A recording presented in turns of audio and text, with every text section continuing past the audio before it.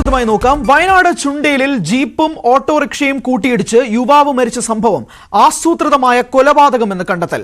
ചുണ്ടേൽ സ്വദേശി അബ്ദുൾ നവാസ് മരിച്ച സംഭവത്തിൽ ജീപ്പ് ഓടിച്ചിരുന്ന സുമിൽ ഷാദിനെയും ഇയാളുടെ സഹോദരനെയും പോലീസ് കസ്റ്റഡിയിലെടുത്തു. സുമിൽ ഷാദിന് നവാസിനോടുണ്ടായിരുന്ന വ്യക്തിവൈരാഗ്യമാണ് കൊലപാതകത്തിന് കാരണമായതെന്നാണ് സൂചന. തിങ്കളാഴ്ച രാവിലെ 8:30 ചുണ്ടേൽ എസ്റ്റേറ്റ് ഫാക്ടറിക്ക് സമീപമായിരുന്നു നവാസിന്റെ മരണത്തിനിടയാക്കിയ അപകടം. നവാസ് സഞ്ചരിച്ചിരുന്ന ഓട്ടോറിക്ഷയും എതിരെ വരികയായിരുന്ന ജീപ്പും കൂട്ടിയിടിക്കുകയായിരുന്നു. വാഹനത്തിരക്ക് വളരെ കുറവായ നേരെയുള്ള റോഡിൽ അപകട സാധ്യത തീരെയില്ലെന്നും ഇത് മനഃപൂർവ്വമുണ്ടാക്കിയ അപകടമാണെന്നും നാട്ടുകാർ ആരോപിച്ചിരുന്നു.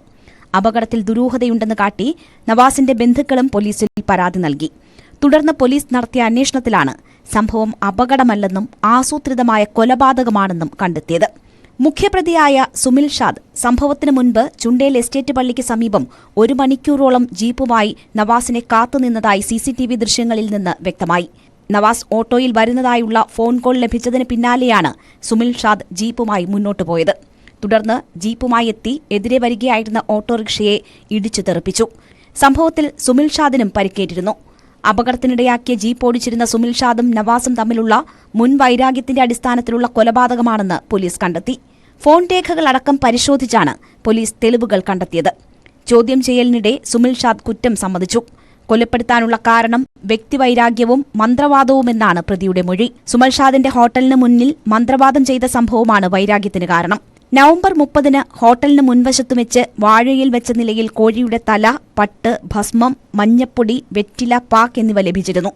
ഹോട്ടലിലെ CCTV ദൃശ്യങ്ങൾ പരിശോധിച്ചപ്പോൾ നവാസാണ് കോഴിയുടെ തല ഉൾപ്പെടെ കടയുടെ മുന്നിൽ കൊണ്ടുവച്ചതെന്ന് കണ്ടെത്തി.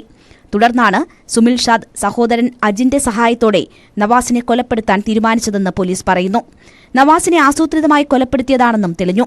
സംഭവം കൊലപാതകമെന്ന് കണ്ടെത്തിയതിന് പിന്നാലെ പ്രതിയുടെ പിതാവ് നടത്തുന്ന ഹോട്ടലിന്റെ ചില്ലുകൾ ബൈക്കിലെത്തിയ സംഘം കല്ലെറിഞ്ഞ് തകർത്തു. നവാസിന്റെ കൊലപാതകത്തിൽ സമഗ്രാന്വേഷണം വേണമെന്നാവശ്യപ്പെട്ട് നാട്ടുകാരുടെ നേതൃത്വത്തിൽ ഹോട്ടലിനു മുന്നിൽ വലിയ പ്രതിഷേധമാണ് അരങ്ങേറിയത്. ന്യൂസ് 18 വയനാട്.